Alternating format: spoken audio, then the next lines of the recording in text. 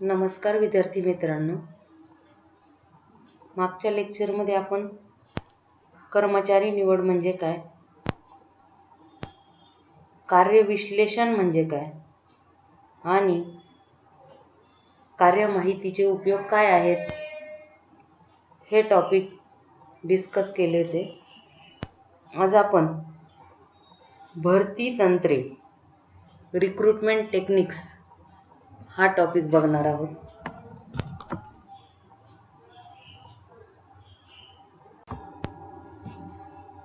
भरती तंत्रे. आता भरती प्रक्रिया ही औद्योगिक आणि संघटनात्मक मानसशास्त्रामध्ये अत्यंत महत्त्वाची अशी प्रक्रिया मानली जाते.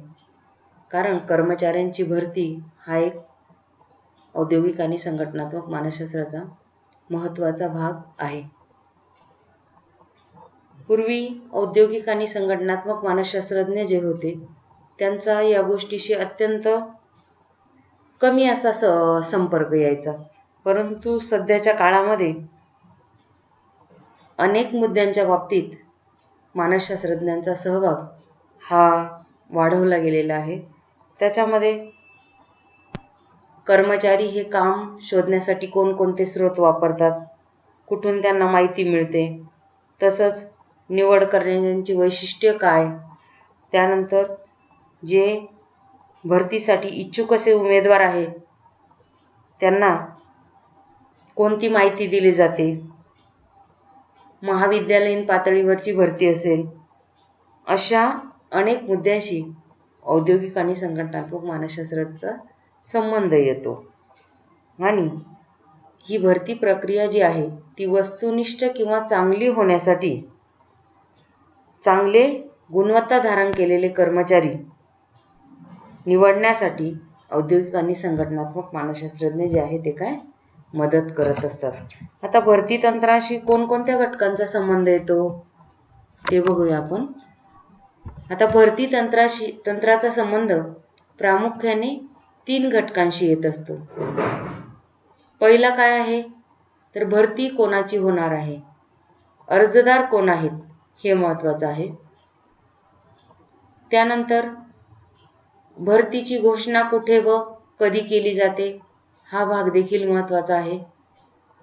वर्तमानपत्रे असतील, रोजगार केंद्रे असतील, खाजगी रोजगार पुरवठा केंद्रे असतील, आंतरजाल किंवा इंटरनेट आपण ज्याला म्हणतो.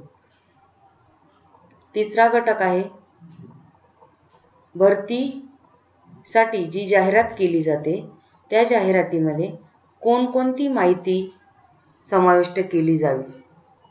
हे 3 घटक भरती तंत्राशी अत्यंत जवळचे असे आहे. आता ते 3 घटक जे आहेत ते सविस्तर बघूया. आता भरती कोणाची होणार हा भरती प्रक्रियेतला अत्यंत महत्त्वाचा असा प्रश्न मानला जातो. त्या कार्याच्या गरजा काय आहेत, कोणत्या कर्मचाऱ्यांकडून त्या पूर्ण केल्या जातील, या सगळ्या गोष्टी याच्यामध्ये महत्त्वाच्या आहेत. त्या कामासाठी आवश्यक कौशल्य कोणती हवीत, त्याच्यानंतर होकारात्मक वृत्ती असेल, सकारात्मक वृत्ती असेल, ध्येय असतील, इत्यादी गोष्टींचा सुद्धा विचार कर्मचाऱ्यांची भरती करताना केला जातो.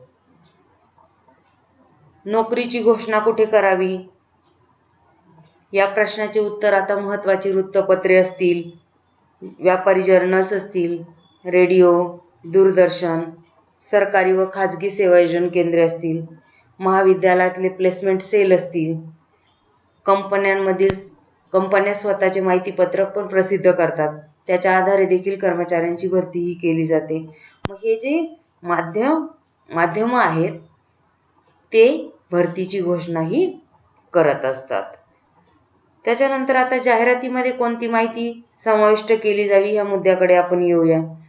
आता त्याच्यामध्ये कंपनी कोणत्या ठिकाणी आहे हे सांगणं देखील आवश्यक आहे. त्यानंतर त्या कर्मचाऱ्याला वेतन किती दिलं जाईल, पगार किती दिला जाईल ही सुद्धा माहिती देणं आवश्यक आहे. त्या कार्याच्या गरजा कोणत्या आहेत, काय आवश्यक कौशल्य लागतील, काय स्किल लागतील हे सुद्धा जाहिरातीमध्ये देणं आवश्यक आहे. म्हणून जाहिरातीमध्ये जर व्यवस्थित माहिती दिली तर कर्मचारी किंवा अर्जदार सकारात्मक प्रतिक्रिया देतात आणि जर अपुरी माहिती असेल तर त्या ठिकाणी अर्जदार काय करतात, नकारात्मक प्रतिक्रिया काय देत असतात. पुढचा टॉपिक बघूया. आता भरतीच्या पारंपरिक व लोकप्रिय पद्धती. आता भरतीसाठी प्रामुख्याने 2 पारंपरिक पद्धतींचा उपयोग केला जातो. एक म्हणजे काय, उपलब्ध होणाऱ्या कोणत्याही व्यक्तीकडून अर्ज स्वीकारणे आणि दुसरी म्हणजे कामावर असणाऱ्या कर्मचाऱ्यांकडून शिफारस केल्या जाणाऱ्या उमेदवारांचे अर्ज घेणे. म्हणजे त्या कंपनीत ऑलरेडी ते आधी काम करताय आणि नंतर जाहिरात आल्यानंतर तिथे जे कर्मचारी काम करत आहे त्यांच्याकडूनच अर्ज घेणे, त्याच्यातल्याच कर्मचाऱ्यांची भरती करणं, हा दुसरा पारंपरिक व लोकप्रिय भरतीचा प्रकार मानला जातो. आता काही ठिकाणी पारंपरिक पद्धतीची जी भरती आहे ती खूप परिणामकारक ठरते, कारण त्या ठिकाणी काम करण्याचा अनुभव हा त्या कर्मचाऱ्यांना असतो आणि तिथल्या सर्व कार्यपार्श्वचित्र असेल, कार्य घटक जेवढे आहेत तेवढे त्या कर्मचाऱ्यांना काय माहिती असतात आणि त्याचा फायदा कर्मचाऱ्यांना आणि त्या कंपनीला नक्की होत असतो. आता प्रामुख्याने भरतीचे 2 प्रकार पडतात. पहिला आहे अंतर्गत भरती, इंटरनल रिक्रुटमेंट्स असं म्हणतो आपण त्याला, आणि दुसरी जी आहे ती बहिस्थ भरती. पहिला प्रकार बघूया, तो म्हणजे अंतर्गत भरती. आता या भरती प्रकारामध्ये काय केलं जातं, एखाद्या संघटनेमध्ये अगोदरच जे कर्मचारी काम करत असतात त्या कर्मचाऱ्यांमधूनच भरती केली जाते आणि भरतीबाबत संघटनेमध्येच घोषणा केली जाते आणि जे कर्मचारी इच्छुक आहेत त्यांना अर्ज करायला सांगितलं जातं आणि ऑलरेडी तिथे जे काम करतायत त्यांच्यामधूनच कर्मचारी हे सिलेक्ट केले जात असतात. दुसरा जो प्रकार आहे तो म्हणजे बहिस्थ भरती किंवा आपण त्याला काय म्हणतो, एक्सटर्नल रिक्रुटमेंट्स. आता भरतीच्या या प्रकारामध्ये अंतर्गत स्रोताव्यतिरिक्त जे स्रोत आहे त्याचा समावेश होतो. जसं वर्तमानपत्रातील जाहिराती असेल, महाविद्यालयातील कॅम्पसमध्ये होणारी जी प्रतिनिधी केंद्रांमार्फत भरती असेल म्हणजे प्लेसमेंट सेल म्हणतो, कॉलेजला आपण प्लेसमेंट सेल असतो आणि त्या वेगवेगळ्या कंपन्या येऊन त्यांच्याशी अप्रोच करतात आणि मग महाविद्यालयीन विद्यार्थ्यांचं ते सिलेक्शन करत असतात. वास्तव कार्यपूर्व प्रदर्शनातून होणारी भरती, रोजगार कार्यकारी शोध केंद्रे असतील त्यांच्यामार्फत होणारी भरती असेल, सार्वजनिक रोजगार सेवा केंद्रे असतील, इलेक्ट्रॉनिक्स माध्यमे जे असतील, असे जे स्रोत आहे त्यांच्यामार्फत जी होणारी भरती प्रक्रिया आहे त्याला आपण बहिस्थ भरती असं म्हणत असतो. आता बहिस्थ भरतीचे अनेक प्रकार आहेत, ते बघूया आपण.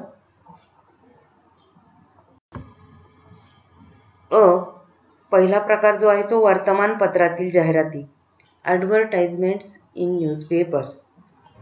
आता याच्यामध्ये काय केलं जातं, जे क्षमताधिष्ठित कर्मचारी आहे त्यांना आकर्षित केलं जातं. वर्तमानपत्रे, व्यापारी रोजगार पुस्तिका असतील त्याच्यामध्ये छापील स्वरूपामध्ये जाहिराती दिल्या जातात आणि मग संगणकीय संकेतस्थळ आहे जे आहे त्याच्या मार्फत अर्ज मागवले जातात आणि मग याच्यामध्ये कर्मचाऱ्यांचं सिलेक्शन केलं जात असतं. आता याच्यामध्ये काही गोष्टी महत्त्वाच्या आहेत. जाहिरातीची आकर्षकता असेल, शब्दांची मांडणी, आकार, रंगसंगती, तपशील इत्यादी घटक महत्त्वाचे ठरतात. आता तुम्हाला माहिती आहे, तुम्ही वेगवेगळ्या जाहिराती बघतात, टी व्हीवर देखील वेगवेगळ्या गोष्टींच्या जाहिराती बघतात. आपलं हे वेगवेगळे सोप्स असतील, वेगवेगळे कोल्ड्रिंक्स असतील, अशा वेगवेगळ्या जाहिराती केल्या जातात. तसंच कर्मचारी निवडीसाठी वर्तमानपत्रामध्ये देखील जाहिराती प्रसिद्ध होत असतात आणि त्याच्यामध्ये एकदम आकर्षक शब्दरचना असते. बघा तुम्ही, कर्मचारी कसा आकर्षित होईल हे बघितलं जातं. दुसरा जो प्रकार आहे बहिस्थ भरतीचा तो म्हणजे महाविद्यालयीन भरती, कॉलेज रिक्रुटिंग असं आपण ज्याला म्हणतो. आता या प्रकारामध्ये अनेक उद्योग किंवा संघटना ज्या आहेत त्या महाविद्यालयांशी संपर्क करतात किंवा जे महाविद्यालयाचे प्लेसमेंट सेल आहेत ते देखील अनेक उद्योगांशी संपर्क करतात आणि मग परस्पर समन्वयातून जे विद्यार्थी वेगवेगळ्या क्षेत्रामध्ये पदवीधर होतात, प्रावीण्य प्राप्त करतात, त्यांच्या मुलाखती महाविद्यालयांमध्ये या कंपन्या येऊन घेतात आणि मग या वेगवेगळ्या महाविद्यालयांमधील विद्यार्थी जे आहे त्यांचं सिलेक्शन केलं जातं. आता या महाविद्यालयीन भरती प्रकारालाच कार्य व्यापार असं देखील म्हणतात, जॉब मार्केटिंग असं म्हणून देखील ओळखलं जातं. आता भरती प्रक्रियेचा हा एक चांगला मार्ग जरी असला तर ही पद्धती काय पूर्णपणे समाधानकारक पद्धती म्हणून प्रसिद्ध झालेली किंवा सिद्ध झालेली दिसत नाही. कारण या प्रकारामध्ये ह्या महाविद्यालयीन विद्यार्थ्यांना प्रत्यक्ष कार्याची पार्श्वभूमी माहिती नसते आणि म्हणून त्या विद्यार्थ्यांचं सोडून जाण्याचं प्रमाण हे काय खूप असतं. त्याच्यामध्ये अजून एक अभाव सांगता येईल की तो म्हणजे प्रशिक्षणाचा अभाव. त्यांचा पहिलाच जॉब असल्यामुळे त्यांना अनुभव नसतो. त्याच्यानंतर कार्यप्रणाली जी आहे ती माहिती नसते नवीन व्यक्तीला. कार्याविषयीची मूल्य आहेत ती माहिती नसतात. कार्यसंस्कृती जी आहे ती माहिती नसते आणि मग या अशा प्रकारामध्ये जे भरती केले जाणारे विद्यार्थी आहेत त्यांचं काय त्यांच्या योग्यतेचं योग्य प्रकारे मूल्यमापन असं होत नाही आणि म्हणून या गोष्टींचा परिणाम या महाविद्यालयीन भरतीवर होत असतो. तिसरा जो प्रकार आहे तो वास्तव कार्य पूर्वप्रदर्शन, रिअलिस्टिक जॉब प्रिव्ह्यूज असं या प्रकाराला म्हटलं जातं. भरती प्रक्रियेतील हे एक नाविन्यपूर्ण असं तंत्र आहे आणि याच्यामध्ये जे कर्मचारी भरती होऊ इच्छितात त्या कर्मचाऱ्यांना काय केलं जातं की प्रत्यक्ष संघटना, त्याच्यानंतर तिथे काय काम करावं लागणार आहे हे देखील प्रत्यक्ष दाखवलं जातं. त्याच्यानंतर कामाबद्दलच्या त्यांच्या प्रतिक्रिया बघितल्या जातात. ही सर्व माहिती अर्जदार जो आहे किंवा जो भरती होणारा कर्मचारी आहे त्याला एकदम डिटेल मिळाल्यामुळे त्या कर्मचाऱ्याला योग्य निर्णय घेणं काय सोपं जातं आणि या प्रकारामध्ये प्रत्यक्ष कामाची माहिती दिली गेल्यामुळे काम सोडून जाण्याचं प्रमाण हे घटतं म्हणजे कमी होतं.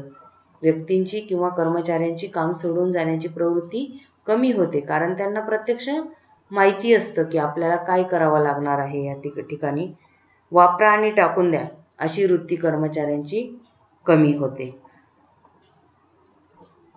किंवा आपल्याला असं देखील म्हणता येईल कामाबद्दलच्या ज्या अति अपेक्षा आहे कामासंबंधीच्या किंवा अति नकारात्मक भावना आहे त्या देखील कमी होतात कारण आपल्याला वास्तव कार्य जे आहे त्याची प्रत्यक्ष माहिती दिली जाते. त्यामुळे या गोष्टीचा खूप फायदा होतो आणि कर्मचारी हे काम सोडून जाण्याचं प्रमाण कर्मचाऱ्यांचं कमी होतं. पुढचा प्रकार आपण बघूया, रोजगार प्रतिनिधी संस्था. आता रोजगार प्रतिनिधी संस्था त्यालाच एम्प्लॉयमेंट एजन्सीज असं म्हणतो आपण. आता काम मिळवू इच्छिणारे जे उमेदवार आहे किंवा ज्यांना काम हवं आहे असे लोक या रोजगार प्रतिनिधी संस्थांमध्ये नावनोंदणी करून येतात आणि मग काय होतं या संस्था उद्योग आणि संघटनांना संपर्क करत असतात आणि त्या माध्यमातून मग या ज्यांनी ॲप्लिकेशन तिथे दिलेले आहे त्यांना ते कळवतात आणि मग या अशा माध्यमातून त्यांची भरती प्रक्रिया राबवली जाते. आता या प्रतिनिधी संस्था ज्या आहेत त्या आपल्या सेवेचे मूल्य उद्योगाकडून किंवा अर्जदारांकडून किंवा दोघांकडून पण घेत असतात. मग सर्वसाधारण 10 ते 30% भरती प्रक्रिया ही रोजगार आणि प्रतिनिधी संस्थांमार्फत काय होत असते. पुढचा जो बहिस्थ भरती प्रक्रियेचा प्रकार आहे तो म्हणजे सार्वजनिक रोजगार संस्था.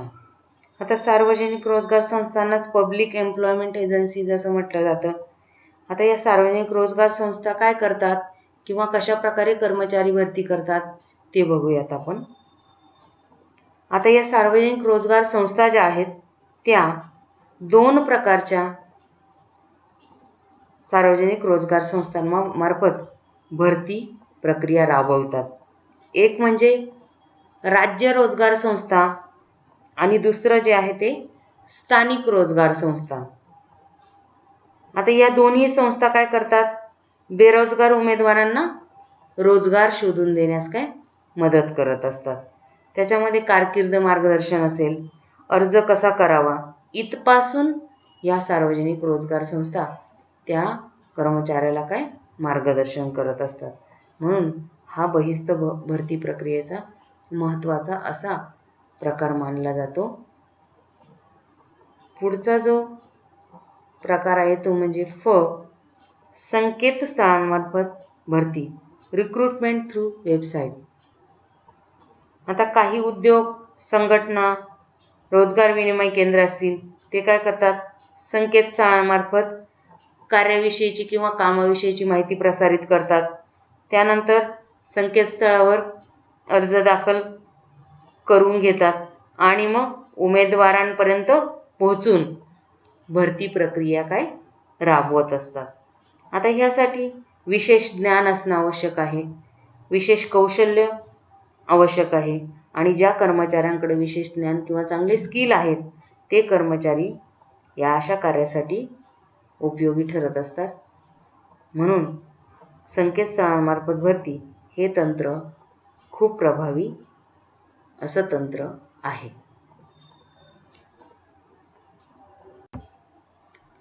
आता अशा प्रकारे आपण भरती तंत्रे म्हणजे काय, त्यानंतर भरती तंत्रांचे प्रकार कोणते, अंतर्गत भरती असेल, बहिस्थ भरती असेल, बहिस्थ भरतीमध्ये कोणकोणत्या प्रकारांचा समावेश होतो. आता बहिस्थ भरतीमध्ये आपण पाहिलंच आहे, वर्तमानपत्रातील जाहिराती असतील, महाविद्यालयीन भरती असेल, त्याच्यानंतर वास्तव कार्य पूर्व प्रदर्शन असेल, रोजगार प्रतिनिधी संस्था असतील, सार्वजनिक रोजगार संस्था असतील, संकेतस्थळांमार्फत होणारी भरती असेल, अशा अनेक प्रकारांचा समावेश होतो आणि हे आपण सविस्तर बघितलेलं आहे. आता थांबूयात आपण इथे. सरावासाठी प्रश्न आहे, भरती तंत्रे सविस्तर वर्णन करा.